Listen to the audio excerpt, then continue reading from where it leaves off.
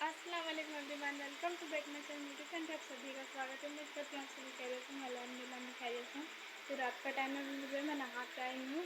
बहुत गर्मी लगी थी खाना बना के, तो जो है मैं नहाने चली गई थी। अभी जो सबको सिर्फ खाना वगैरह दे के फिर सो जाएंगे हम। और आप सभी के लिए सरप्राइज़ है, तो बने रहिएगा ब्लॉग में।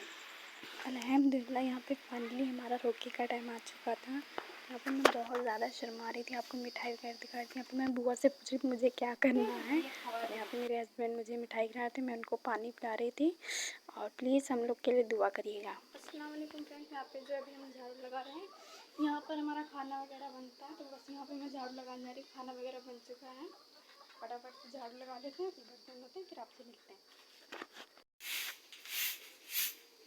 बस बंद कर दो। कबूतर अपना दाना चुन रहे थे। हेलो एवरीवन, तो ये तो सभी ने खाया होगा अपने अपने बचपन पे। मैं तो अभी भी खाती हूँ, मुझे बहुत पसंद है। तो अभी खाते हैं, फिर आपको दिखाते हैं। ये देखिए, बहुत अच्छा लगता है मुझे तो।